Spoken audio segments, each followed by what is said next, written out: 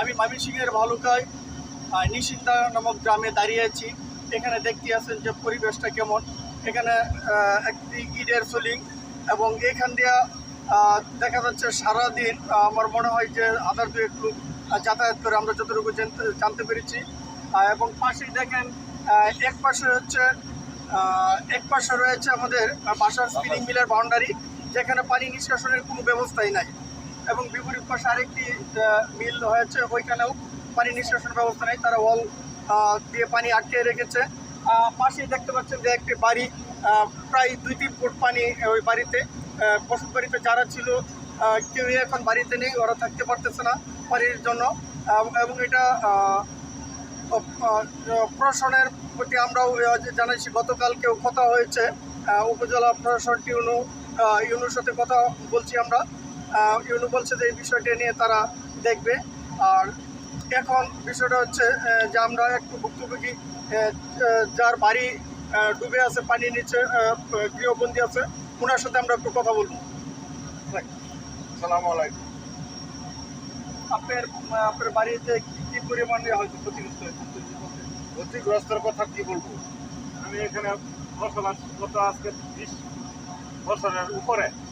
আমি এখানে বাড়ি করিয়া একদিনের জন্য ভালোভাবে আমি থাকতে পারি না এই পানিবন্দির কারণে। এই যে এই 2 কোম্পানি এই পানি নিষ্কাশনের কোনো রাস্তা রাখছে না, না রাখাতে প্রতি বছর এই দুর্ভোগান্তির ভুক্ত হইতেছে আমাদের জনগণ এবং কি নিজেরা।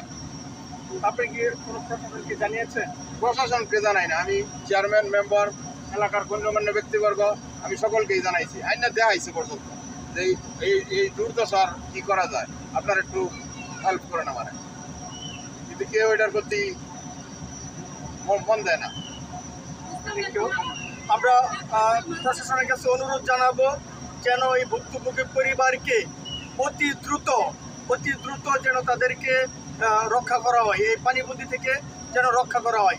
তারা পুরো একটা ফ্যামিলি ক্ষতিগ্রস্ত। যদি আপনাদেরকে একটু দেখাই যে ওই বাড়ির কি পরিবেশটা, একটু আসলে একটু দেখে।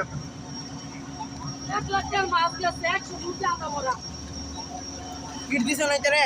হ্যাঁ, ইট দিছ না? দিছি তো, দিল কিছু কাছে কোটি মুরগি দিতে বাসে।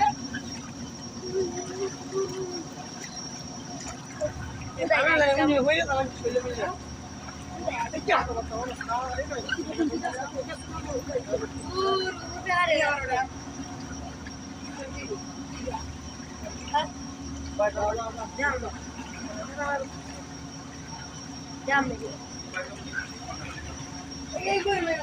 এই হচ্ছে লিটন ভাইয়ের বাড়ি।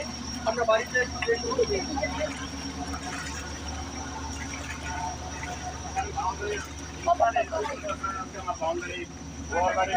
প্রত্যেকটা রুমের মধ্যে পানি, মানে থাকার মতো কোনো পরিবেশ নাই। এই মুর আরো বেশি লিটন ভাইয়ের ঘর চলে। আমরা যদি একটু সামনে যাই বা রুমের ভিতরে দেখি, এই মুরগুলা কোনো থাকে না, একটু দেখুন যা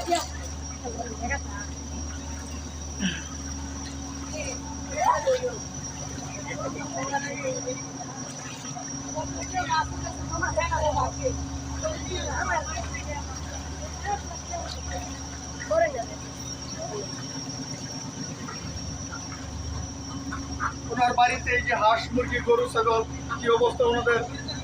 এই যে প্রত্যেকটা রুমের মধ্যে পানি, এবং তাদের রান্না বাড়া খাওয়া পর্যন্ত সব বন্ধ হয়ে গেছে। আমি উপজেলা প্রশাসনের দৃষ্টি আকর্ষণ করব যেন অতি দ্রুত তাদেরকে এই গৃহবন্দী থেকে রক্ষা করুন, অতি দ্রুত।